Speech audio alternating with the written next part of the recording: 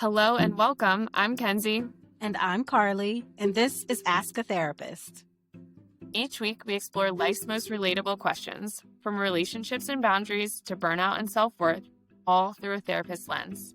We're licensed therapists, but this isn't therapy. It's a place for insight, reflection, and a little humor along the way. Your questions, our insights. Ask a Therapist. This podcast is intended for entertainment and educational purposes only. The content shared should not be considered a substitute for professional mental health care, diagnosis, or treatment. We strongly encourage listeners to seek help from a licensed mental health professional for any personal or psychological concerns. Any advice or commentary offered is based solely on the information provided. As such, we cannot guarantee any specific outcomes, and the feedback given should not be interpreted as professional mental health advice. If you are experiencing a mental health crisis, please call 911, 988, or 211. All right, welcome back, everybody. It is getting close to the end of 2025, and so we have a fun 2026 themed question for this week. But before we get into that, we're going to do our icebreaker. And this is, again, with that New Year's theme in mind. So Carli, what has been the best New Year's Eve that you've had that you can remember? That is a really good question. I have had some really fun New Year's in my, early 20s or late teens, like college years and things like that, with plenty of parties and probably plenty of parts that I don't quite remember. So, but honestly, these days, like my favorite New Year, I prefer to be home. I certainly don't like to go out on New Year's. I feel like that's when everyone like who never goes out is out, and it's too much. It's overstimulating. The expectations are so high. Everything is overpriced. Like, it's just it's a big ordeal. So like my best New Year's now is being at home on the couch, maybe a house party. A house party would be nice, but I prefer to be in. Yeah. What about you? I always think it's so funny because I feel like we were so similar with these questions. I hate New Year's. I am not it is my least favorite holiday. There's so much expectation around it. There's so much who are you going to be with? How are you going to ring in the new year? I think I always feel so much pressure of this is setting this stage for the rest of the year. And so I always feel so much anxiety around it. I also like to go to sleep at 9 o'clock. I don't like to stay up till midnight. Oh, so you have to wake up for New Year's. Yes, I have to stay up. It's I'm exhausted. And yes, I've definitely, had plenty of fun New Year's parties in the past, but then I wake up and I'm like, oh, this is a terrible way to start the new year. So, I think that my ideal New Year's is at home, a nice kind of make a fun dinner, celebrate with my husband, maybe a couple friends, do some games, maybe have some champagne, but I can't go out anymore. So that's not the biggest fan of New Year's. Oh no. Are we old ladies now? I mean, I don't know where that transition happens, that you go from just being a regular adult to an auntie, but I embrace it. That's I was gonna say I definitely embrace I so own it now. I'm no, I actually love getting in bed early, and actually this year for New Year's I kind of have this plan of I'm not gonna celebrate New Year's Eve as much. I want to celebrate New Year's Day. I want to have a wellness New Year's Day where I just take care of myself and I go easy, and maybe I reflect on the upcoming year. That sounds so much more enjoyable to me now than going out on New Year's Eve. I'm with you. That sounds like a great way to bring in the new year. So I hope you have that. And I hope I also have my calm New Year's at home. So Perfect. I love it. Yes. Yeah. Fair enough. Well, yeah, along those same lines, we have a question that is about New Year's resolutions, which I know a lot of people do. Plenty of people are anti-New Year's resolutions. And so this particular question is, I think, from someone who has maybe attempted and not found success, which I think is something a lot of us can relate to. Yes, absolutely. So today's question: why don't New Year's resolutions work for me? Every year I try to set new goals, but I rarely stick to them beyond February. I'm not sure what I'm doing wrong. I just can't seem to maintain the motivation to see them through. I've tried doing a vision board, keeping my goals written down in a visible place, and even recording them and listening to them daily. Nothing works. Any ideas on how to actually stick to your New Year's resolutions? Kenzie, how can we help? Okay, first of all, Carly, this question hits a little close to home. Like, this is Okay. so relatable. I really feel, this listener's question just because I think that this has been a pattern in my past too of really looking at the new year as like, okay, this year is going to be the year that I ha- accomplish all of my goals that I've ever had. And I'm going to be so good with it, so perfect with it. And I don't know if this is what this listener experiences, but I know that I can fall into like the perfectionist category where Okay. when I come up with New Year's resolutions, I kind of have this idea in my head of how it should go and like set some pretty rigid expectations for myself. Um, and the problem with that is, and again, I don't know if this is what this listener experiences, but the problem with that is that when it doesn't go perfectly, because it won't, because that's not how life works, it can kind of become this like all or nothing mindset of, okay, Yeah. I said that I was going to wake up and journal every morning, and I was really tired this morning, and so I didn't do that, and so now it's over. I've already lost, like, I haven't, done what I wanted to do, and so you start to, like, feel defeated, you start to look at yourself in a way of, like, "Why wasn't I able to do that? Why wasn't I able to show up?" And it can get really easy to just kind of, like, get a little all or nothing with it, like, "Alright, well, I guess I'm not gonna do that anymore," or, "Maybe I'll start over on Monday," and not realizing that, like, it's normal for things not to go perfectly or to go to plan all the time. Yes, I mean, you touched on 2 things that I was gonna say, which is, first, are the goals that you're setting realistic? You know, because if you have these super high, lofty goals, that like overarching goals, it is really hard to accomplish those big goals, especially if you don't have steps to get there. Like, okay, what's going to be the Yeah. first step? What's going to be the second? But then also just this idea that even if you fall off track, you can always get back on. So it sounds like this person is kind of saying, like, yeah, once I fall off in February, like, that's it. Good luck next year. Like, I'm done. And what would it be like to, okay, well, let's try again in March. Let's, pick it back up tomorrow. Just this all or nothing mentality, it sounds like might be getting in the way a bit of, unless I do it perfectly, it almost doesn't count, or I've already messed it up, so why try now? Being okay with, yeah, I fell off last week and today I'm going to try again, and just slowing yourself down to pace yourself and take it one day at a time, I think is really important when pursuing like larger goals. Yeah.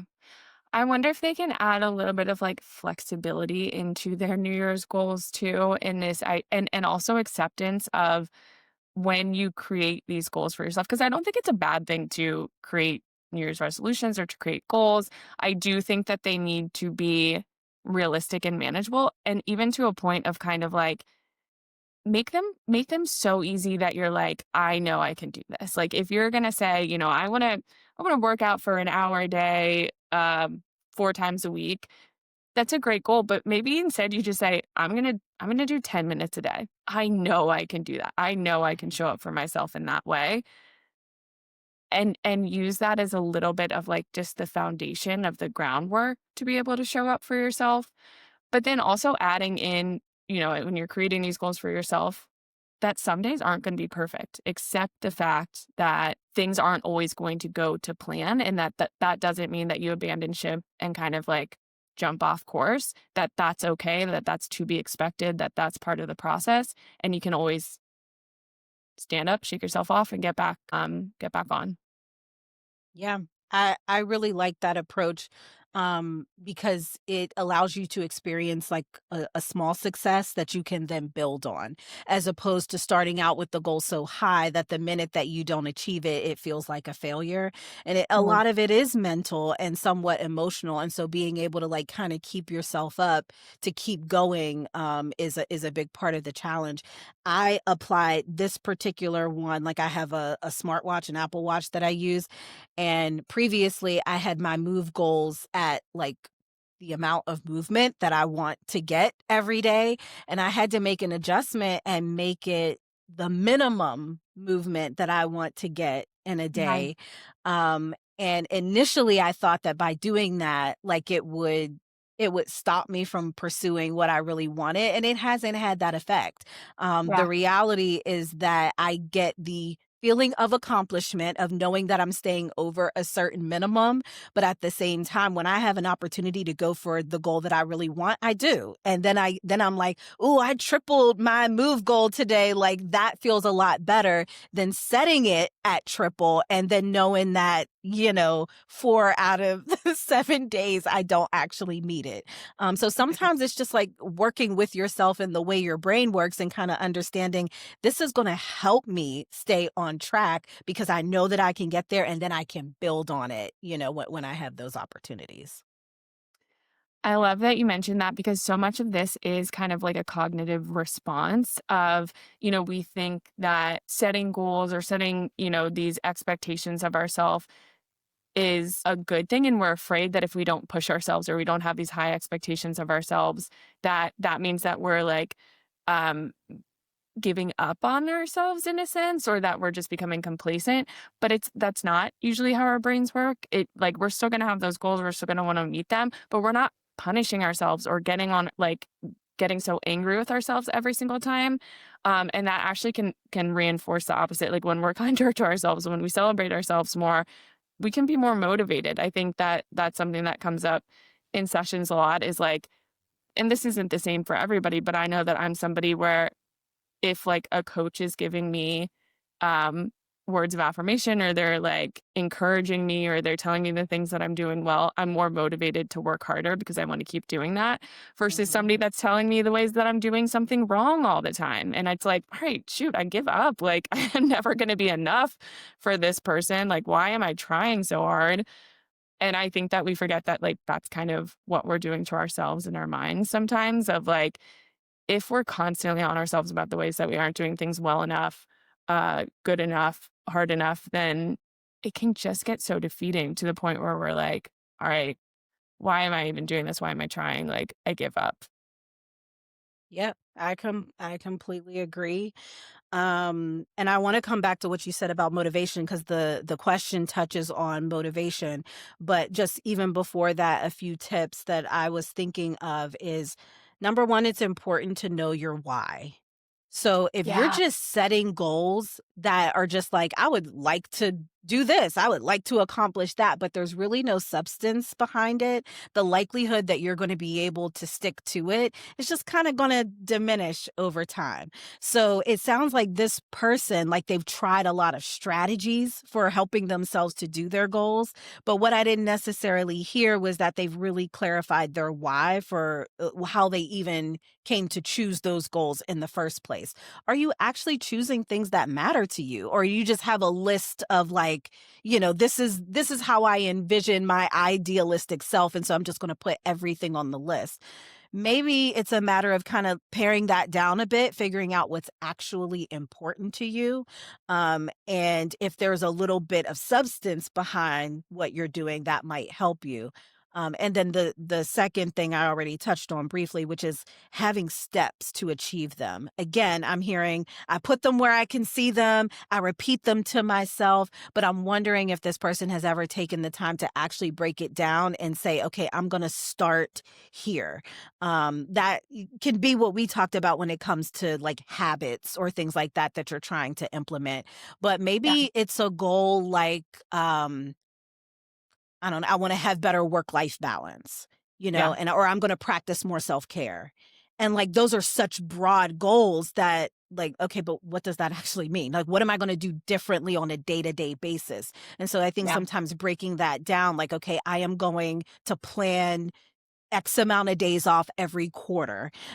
Mhm. I'm going to sign up for this, particular class that I really like, and like identifying the steps and not just setting an overarching goal that is very broad in how you could, pursue it. Yeah. I had a similar thought on the like finding your why too. And I do think that it's important to find those like identity based goals too. Like, why is this important for you? Because yeah, sometimes you might have goals because you think that that's what you should do, or you think that that's the expectation. Like if somebody's like, I want to um make X amount of money this year. Like, why is that important for you? I want to be able to feel financially comfortable, and that's important to me because of why. And yeah, definitely to your point of if you kind of say I want to make this much money this year, but you don't necessarily have a plan of how you're going to do that. You're not budgeting, you're not thinking about asking for a raise, you're not thinking about ways that you can like uh up your skill sets to be able to kind of like justify wanting a different job or a different um, paycheck or experience in that way, then maybe those steps aren't necessarily there. And then it becomes a little bit more difficult to figure out how to achieve that goal. Makes, perfect sense. You want to work with yourself, and Uh-huh. not like against yourself as you're pursuing them. Um, I would like to talk about this word motivation, like because they say I can't seem to maintain the motivation to see them through. And this is a conversation that comes up so often in therapy is like, how do I stay motivated? And Yeah. I am often like, I mean, you kind of can't. Like no one can be motivated all the time is essentially what I'm saying. Yeah. Motivation comes and goes. It's up and it's down, and it is very based in your emotions and based in your feelings. And so, depending on what's going on, you might feel more or less motivated. It can be Yeah. dictated by the weather or by, how you're feeling about something going on in your home. Like, there are so many things that can dictate whether or not you feel motivated. Yeah. And so, I like to say motivation is a great starter, but it is Yep. not going to carry you through. It can be a spark, it can help you develop your why. I think motivation can be great in clarifying this is why this is important to me, and getting started and setting that plan, and mapping out the steps. Absolutely do that while you're motivated. Ride the motivation of the new year for that. Um but discipline, I think, is what you have to couple that motivation with in order to stay consistent. Because discipline is about actions and behavior, not about how you feel. So if you use the motivation to get started, I think you've got to couple that with some sort of discipline, some sort of practice or behavior that you're going to implement. And that is not going to be contingent on how you feel. Right. Yeah. That's going to be based in I've made this commitment to myself that I am going to go to bed at a decent time or get movement every day or eat certain foods or not eat certain foods, right? That's a behavioral practice. And so I like to think that like discipline steps in right where the motivation ends. As that motivation starts to fade, that's where you are going to have to lean on your discipline and not necessarily wait to feel like doing it. That is where discipline, I think, really serves us if we're willing to practice it. What do you think about that? I 100% agree. I think the only thing that I would add on to that is that's like, you're spot on, you're not gonna feel motivated all the time, that is where discipline then steps in, and so, I think that's something that's important is that you need to set yourself up for success, so that's then where those realistic goals come in. If you're going to remain disciplined to something, then it has to be realistic for you. I also think it's important to set up systems. So if you're feeling motivated and you're like, I'm going to work out every morning, but you know that you have young kids and their schedule is a little bit crazier, like make sure that you are setting yourself up for success in how things run and in the system of it. So you can kind of say like, I'm going to um make sure that I have childcare or something for this hour of the day, and I'm gonna set that up so that I have less of an opportunity for things to kind of go haywire and to not follow through on this. Same with the bedtime routine, like, I'm gonna actually set up my phone charger and all of these different things in the bathroom so that when I go to bed, I'm not gonna have, um, this distraction that's gonna keep me up at night. So set realistic goals, create systems that are going to help you achieve those and then have flexibility. So things are Yeah. going to go wrong. They're not always going to be perfect. Accept that as part of it and get back to it. It's okay. It's okay if you don't feel motivated one day. It's okay if you don't get it done one day, but ultimately your why of why you want to do this, keep coming back to that and don't feel like you have to be perfect in order to kind of keep going. Progress over perfection. I love that. I love that, and I would agree. It reminds me of, some of the tips in a book, Atomic Habits by James Clear, and it basically talks about the small habits lead to meaningful change. Not It's not like these overarching changes. No, you've gotta, like, build it. It's brick by brick. It's small habits that add up to the meaningful change, and a lot of his tips are about, like, working with yourself, finding ways to make it easier and to reduce the barriers, right? So to your point, if you've got small kids and say you drop them off for school every morning or for daycare every morning, if there's a park nearby, maybe you commit to walking at that park because you know you're going to be there. You're there every day, right? So kind of stack it with something that you're already doing. So you work with yourself, you remove the barrier. If you know that you have a difficult time waking up and you want to wake up and meditate or get movement, set your stuff out the night before, right? Set out Yeah. your gym clothes or whatever, like reduce the friction that's going to come when you're not necessarily going to want to do it, but you've Right. already set things up in a way that you're more likely to do it. Maybe you Yeah. have a partner that you walk with, or so that that's going to get you Yeah. going because you committed that you're going to meet them to do that Mhm. walk. And so yeah, Mhm. sometimes it's just finding ways to make it easier for yourself to say yes to the disciplines that you've agreed to, and Yeah. to just remove the barriers as best you can. You don't have to willpower your way through it. You can actually like be kind to yourself and figure out how can I make this work with minimal friction and resistance. Yes. Yeah, yeah. And just a side note on that too, or just to carry on that point, also maybe take time to reflect on, are there ways that maybe you're making it harder for yourself in the sense that like I know I do this, but sometimes I'll be like, "Oh, I need the perfect setting before I can sit down and, like, do my admin work." Like, I need it I need the right space, the right lighting, and it's kind of like, well, no, I don't actually need that. I'm kind of making that up in my head, and then it prolongs this process of things that I need to get done. So, if you have a goal of, like, I wanna meditate every morning and maybe you're like, I want to go sit outside and I want to have my tea and I want to be in like my workout clothes and that that's just making it harder for yourself, like, but that you want to meditate, maybe when your alarm goes off in the morning you spend those first 5 minutes while you're still laying in bed meditating and then you kind of get up and get your day started. So noticing ways that you might be making things a little bit harder because you want to have this like picture perfect idea of how things are supposed to go, but it doesn't necessarily have to be that way. Agreed. Agreed. And also, rewards can actually help.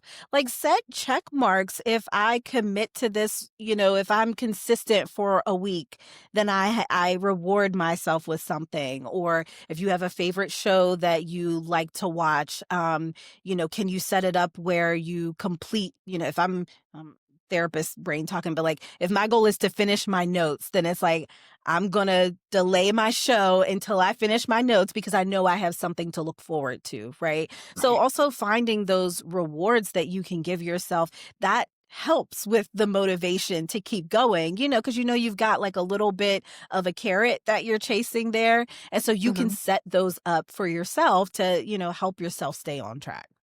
Yeah. I love that. I also am like, this is just funny because I'm like This is so helpful for me. I can't wait to come back and listen to this towards the new year so I can remind myself of these things too. Um, what was there anything that we missed? Is there anything that you still wanted to touch on, Carly? I think the only thing that I did not mention, and it's something that I do with clients, is sometimes people don't have New Year's resolutions or goals. And I think that's fine, but I would still strongly encourage people to reflect on their year, because sometimes we just don't pause to actually figure out, like, how do I feel about this year? And what am I really happy and proud about? And what are the things that were really difficult or challenging or that I want to do differently next year?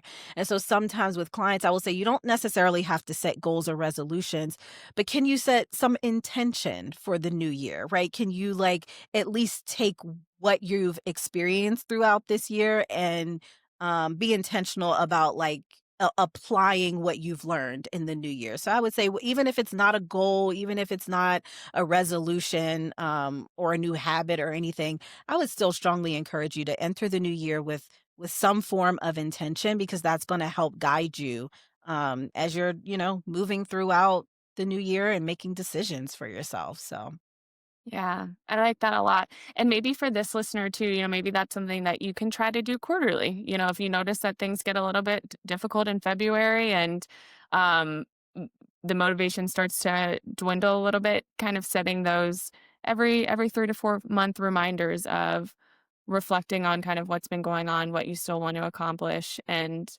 being kind to yourself in that process too. agreed.